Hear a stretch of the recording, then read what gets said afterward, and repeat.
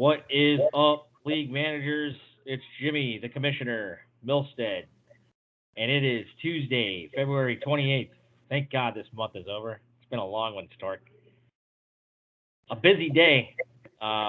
This is episode 18. 18. 18. Is it 18? 18. Yeah, 18. Episode 18 of the Storksdesk. Sorry, Stork. I'm a little rusty here. How you doing? It's been a busy day. I think you've probably been busy tracking Kyle Dubas over there in Oh Toronto. my God. Trade deadline Hold this on. Friday. I got an imitation of Kyle Dubas today for you. All right. What's it?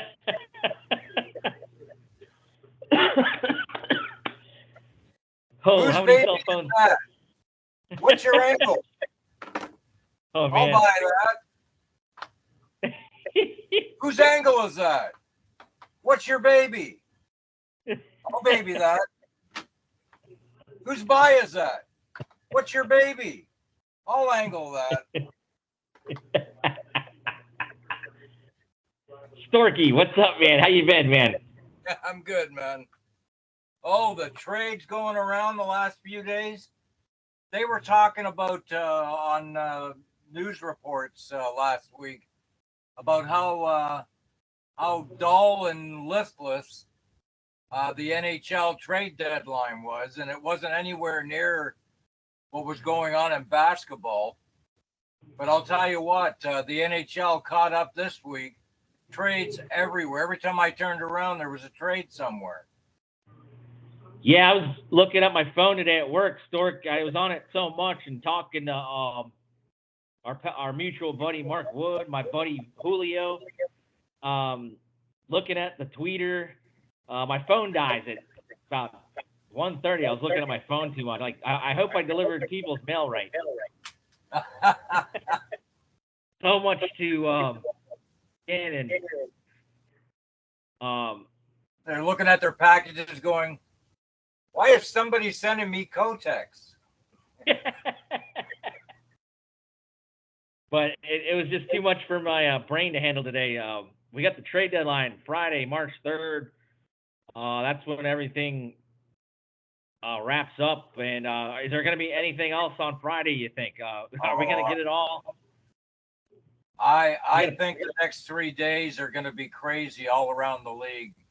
If this is any indication, what we've had for the last week of what's going to happen, and we're only on Tuesday, we still got 3 solid days of trades. And as you know, usually on the very last day of trade deadline, it gets pretty busy. So I see a few more deals coming around. So Yeah, and we're planning on having another Storksdesk episode. A special guest will join us. Woody Woodpecker's Mark Wood wants to talk, and we'll recap and grade NHL trades. Time to be determined on Friday night. How do you feel about that, Stork? yeah, that sounds great, man. So yeah, there's so many things to talk about as far as trades. We'll eventually get into that stuff down the line. Let's talk about fantasy hockey here last week. We just completed week 19 of the league fantasy hockey, and I wasn't unable to do a commission's corner on Sunday night fully. It was the last non-divisional rivalry matchup in which the Gretzky division beat the Ovechkin division for the season in 6 meetings. The Gretzky gets the bragging rights, Stork. 18 wins to 16 for the Ovechkin, and there was 2 ties. So you being a part of the Gretzky division, how good does it feel to beat us over here in the Ovechkin? Well, I mean, it was close all around for the 2 divisions, but the last 2 games of the season, that's what it's all about for 6 teams fighting for 4 spots, I believe it is, and Yep. it's going to be a war as some teams are scrambling. Teams that have been struggling lately, but still in the playoff picture, are looking to get it together so they can creep into the top 6. So it should be interesting. Yeah, final scores from week 19. The matchup of the week was DB Cooper. They've been on fire. They've been featured in the matchup of the week the past few weeks, and in fact, they're playing you this week, Stork, and that is the matchup of the week. But last week they played Adna, and they beat Adna pretty good, 12-9. Um, Sunday they weren't as armed as Adna, and they still got the victory. Having Linus Allmark as your goalie, and he's also stopping the puck and shooting and scoring. That only helps. He was our number one star of the week, Stork. What'd you think of that? Yeah, that was pretty crazy. He had the time to aim it and everything. It was a nice, clean goal by Elmar, that's for sure. Yes, right now DB Cooper and Boston can do no wrong. Yeah, well, I'm trying to put a stop to DB Cooper this week. I was kind of hoping Adna would give me a little help, but I guess I got to take matters into my own hand. Yeah. Because, I want to beat them this week and to pull it within one game of them, and hope for all the best in week 21. Because if we're tied after the season's over, I beat them twice, so that would put me on top of the division. So that's what I'm still shooting for. Yeah, I'm actually rooting for you, Stork. Go for the sweep. No offense, Mark. Mark's been hot, and so have you.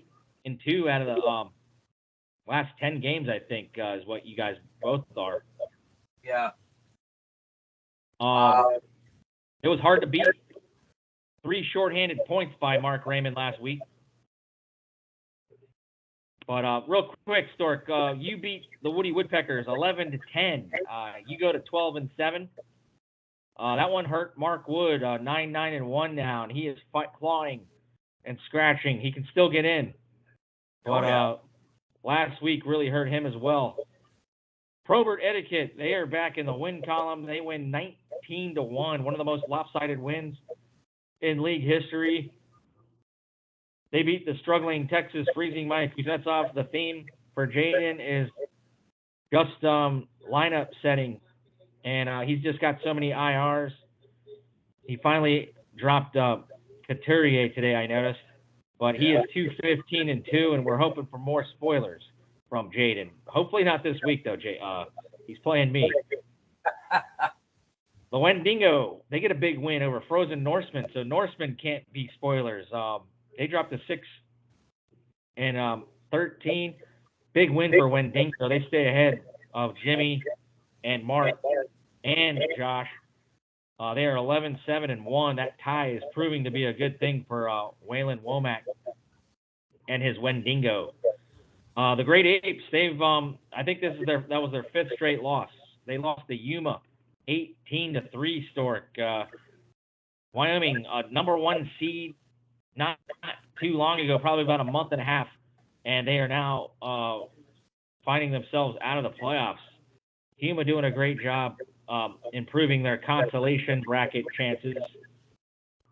And then the last matchup to talk about, Nova Fire Brigade beat the DuPont Pipeliners 15-4 as Scott Lanham's squad is looking real good to win that Ovechkin division. DuPont trying to play spoiler, could not muster any mojo last week and take the loss. So what stood out besides DB Cooper to you last week, Stork? Well, I've been keeping a good eye on the Wendigo.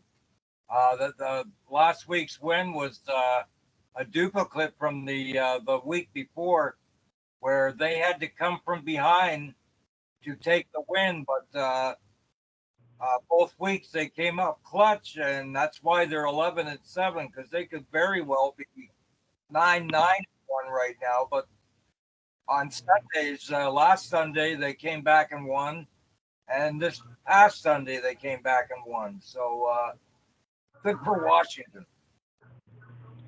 Yeah, they've been real tough to catch. I haven't been able to overtake him all season long.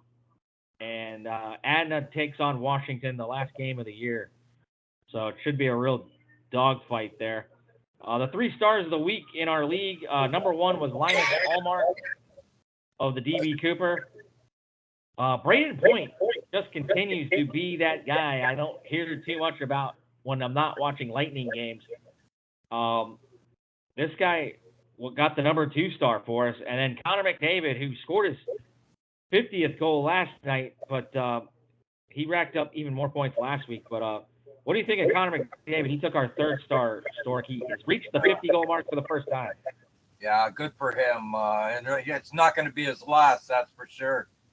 I mean, he's just absolutely amazing, Jimmy. Yeah, what was it? 27 years ago, I guess, was the last fastest. I can't remember what the record was. What is it, 50 goals in 67 games or 61 games? Something like that. Well, I mean, nobody will match what Wayne Gretzky did back in, what was it, 80? Yeah. Yes. What was that, 50 and 39? 50 and 39. That'll, I mean, yeah. If anybody can do it, it is Connor McDavid. But today's NHL is much different than the NHL in the 80s. So that would be quite a feat if Connor McDavid could even take a whip at that. But if anybody can do it, it's him, right? Right. And you got Superstars of Tomorrow coming up. We'll never know.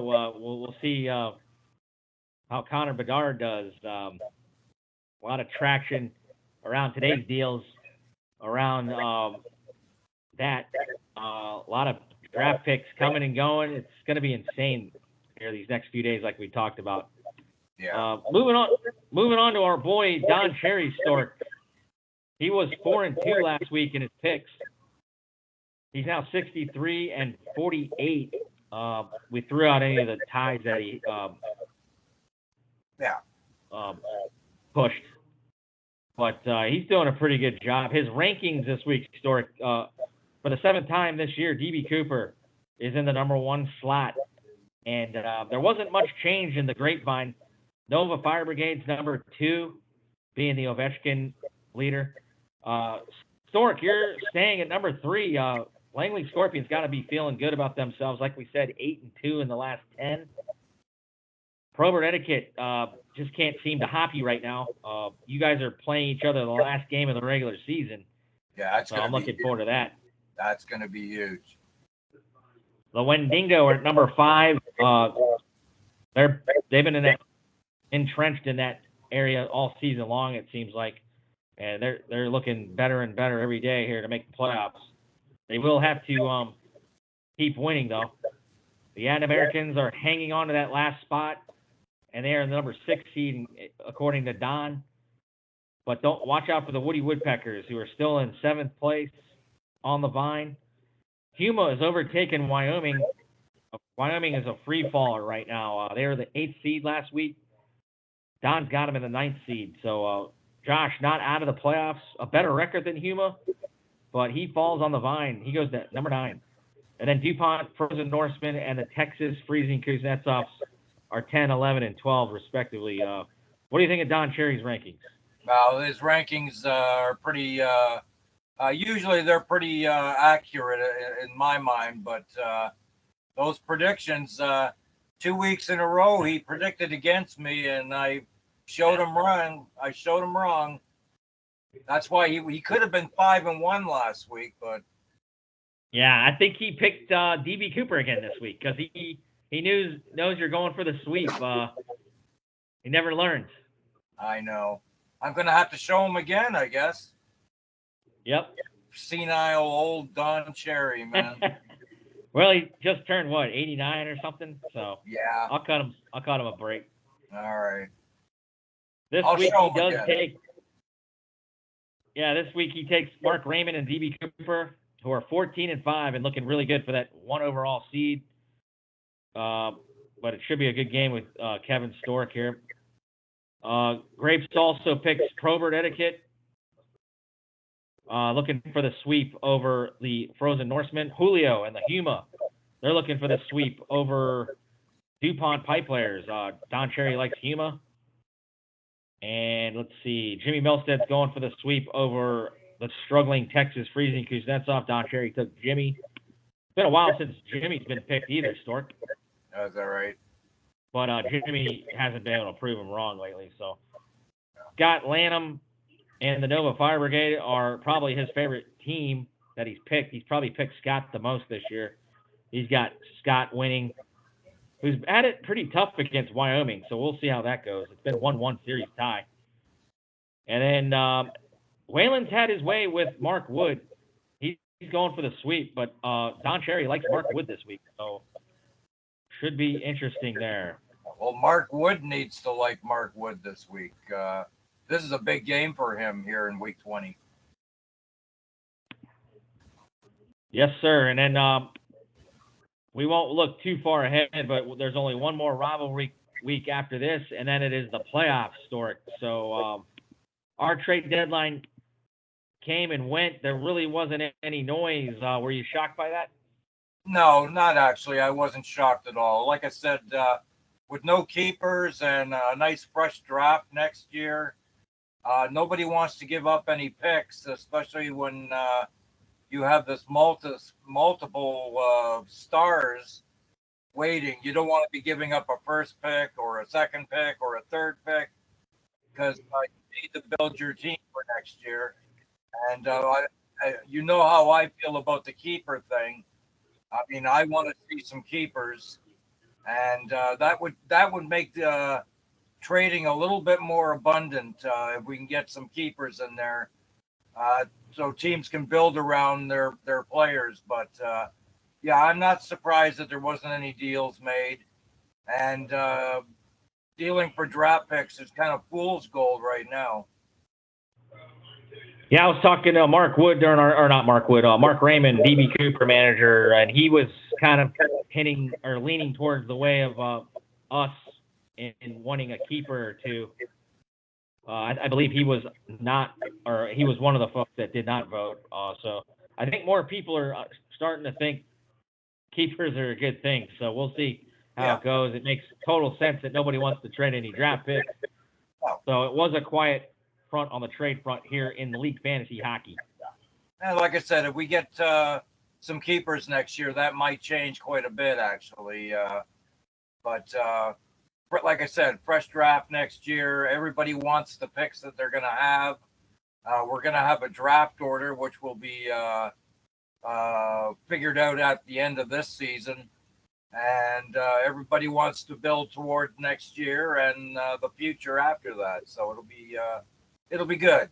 But I mean, myself, I'm gonna, when we do the voting, I'll just tell you, I'll show you my cards now. I'm gonna be voting for 3 keepers. Yeah, that's what I think that's what we originally, me and you and Dave wanted. Yeah, so I think I was 3 keepers out of what do we have? 18-man roster, 17-man roster. Yeah.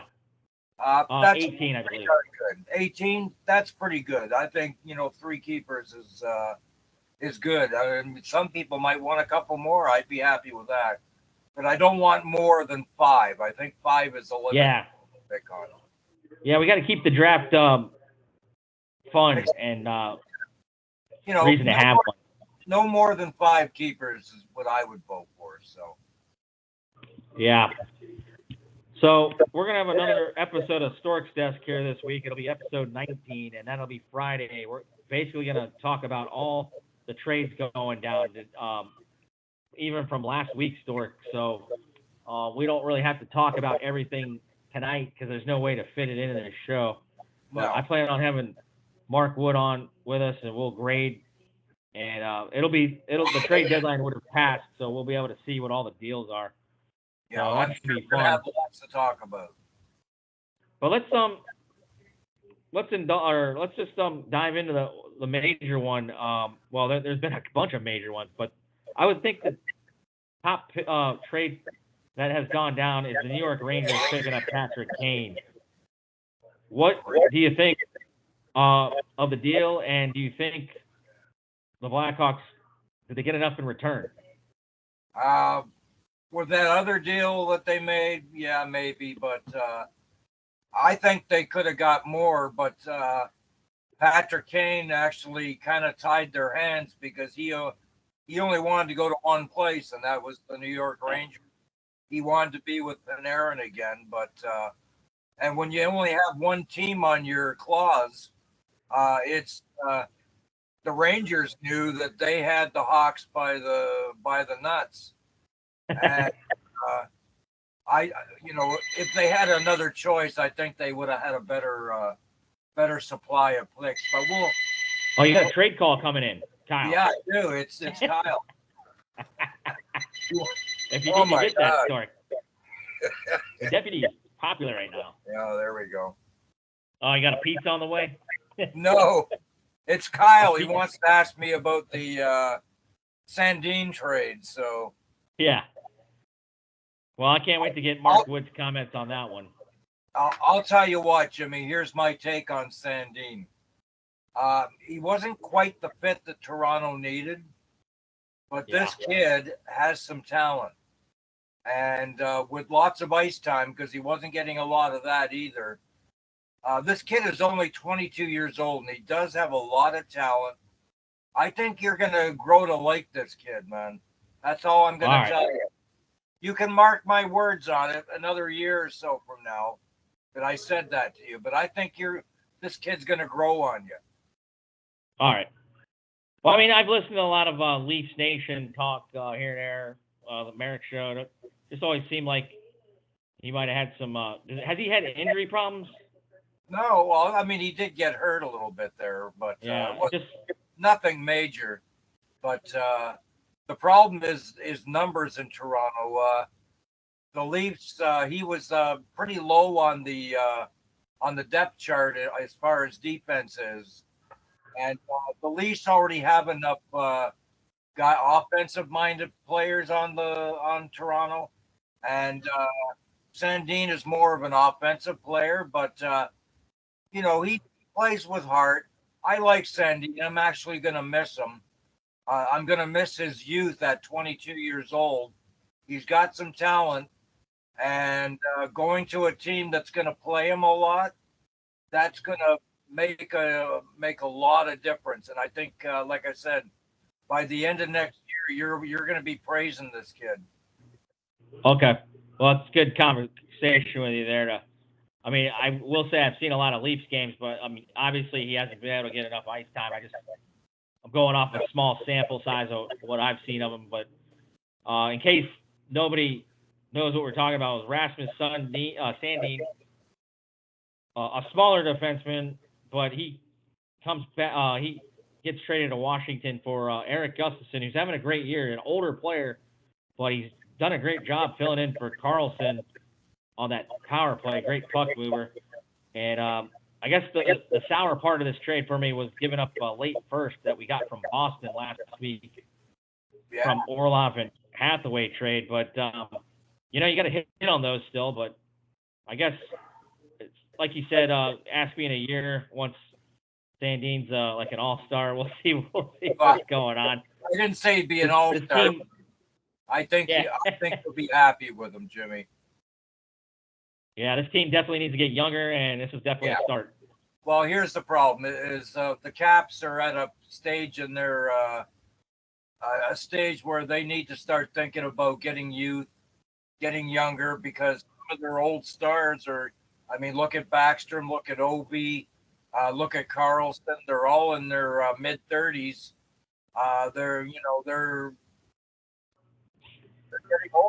and the Caps need to think about getting younger and changing over. And let's call it a rebuild, but it really is.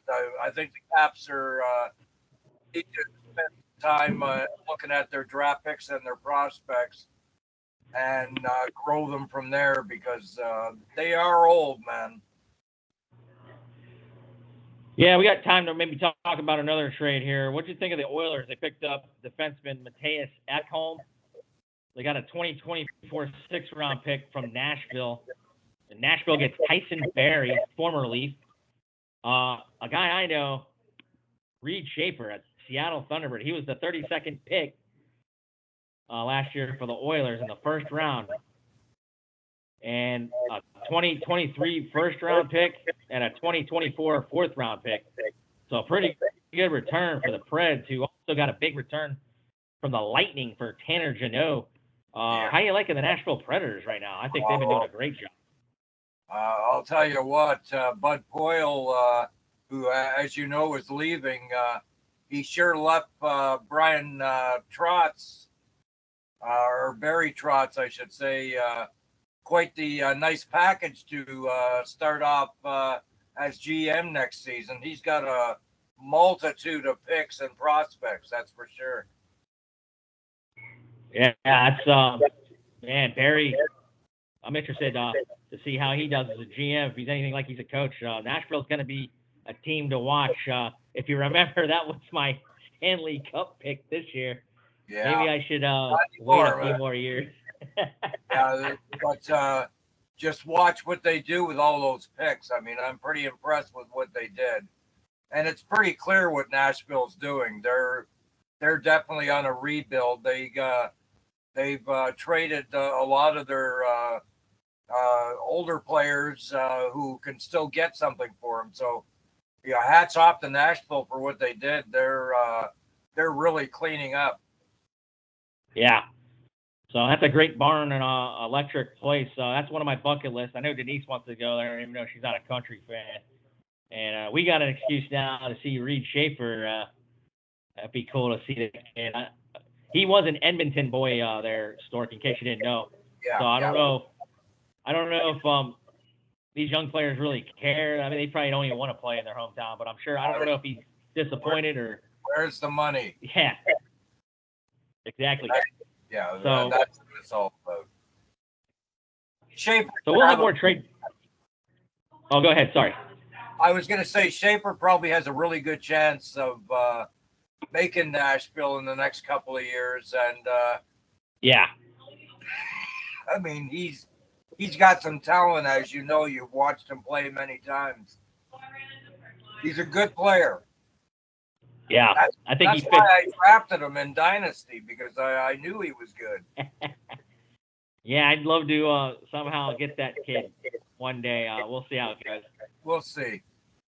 But that's about all the trade talk we'll talk. We'll save everything for Friday. It's going to be, like we said, there's already been a lot we haven't even covered. And there's going to be a lot more that will take place here for sure the next time we talk here on the Storksdesk. Fantasy-wise, it'll be interesting because Pat Kane is on Probert Etiquette. How you thinking that's going to do for Dave? It's only going to make him better, I would think. Ooh, I'm going to show Probert Etiquette next week what it's all about.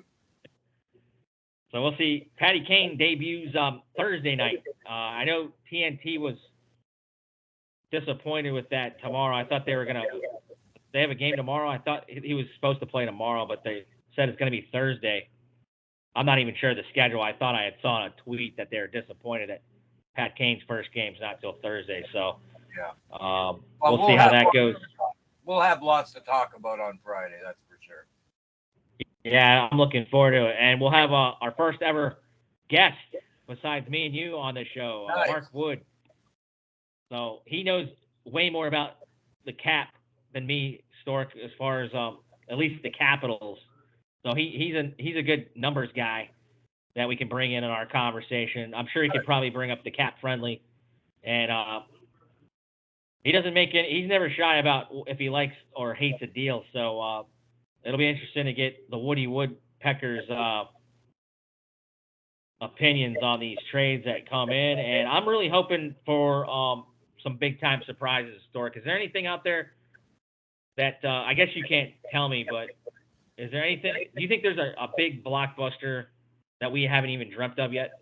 I think we're going to see a couple of big moves before Friday. Yeah, I think there's going to be still a lot of small moves and depth moves, but I think we're in for a couple more blockbusters before it's all said and done. Yes, sir. I mean, the East is just looking really, really tough. There's going to be some real good teams that get bounced out of that first round. And I don't know if people are taking the West too lightly, but just looking at the Bruins, your Leafs, the Lightning, the Rangers. People still don't talk about the Carolina Hurricanes. They picked up Jesse Puljujarvi. Not a major pickup, but I'm sure he would enjoy playing with the Kotkaniemi. They're from the same country. Yeah. Who else? He The needed out Devils. of Edmonton. Let me say that. He needed to get out of Edmonton because he was going stagnant there. So we'll see what he does with a fresh start. Yeah, I don't think anybody has him in our fantasy league. No. We'll have to see. So that's a big free agent. I mean, some of these guys that I don't think anybody has Sandin. I don't know if they do. I don't recall seeing me playing against them, but we'll see how some of these trade impact our free agent pickups. Where the playoffs, it'll happen as well. You're gonna be dropping and picking guys up. I'm excited, Stork. Yeah, it should be a fun week. So, real quick, we'll go over the scores. I mean, obviously, we're only in day 2. It's been a good Tuesday for Texas Freezing Kuznetsovs. Adna's only winning at this second 9-7. So, coming into this morning, Jaden didn't have a lot of action on Monday, but he's making it a game and playing spoiler here, Stork. Actually, my stat tracker has him up 10-9. Yeah, he's up 10-9 right now. Okay, I was looking at the page here for a minute. Stork, Langley Scorpions are up on DB Cooper 12-9. We've got the Wendigo up on the Woody Woodpeckers. This is such a huge game here. This could have been matchup of the week as well. 8-7. And I don't know what's up with Josh. I know goaltending has been hurt for him. Logan Thompson was just as good as Shesterkin. He's losing to Nova Fire Brigade 7-1. And then Prover Etiquette up early 9-6 over Nick's Frozen Norseman. And Yuma, he's looking pretty good here. I would not count out Yuma. If I had to make a prediction, Stork, Yuma could very well win that number 1 pick. I'm not sure, man. He's looking like a solid team in that constellation. Yeah, he definitely is. A couple of bad games for him knocked him out of the playoffs. But yeah, he's got a good team, man. He gives you a back. So it'll be interesting what he brings to the table next season. It might be. Yeah, I know he beat me. You know, it might be. Could be the Bedard player or something, right?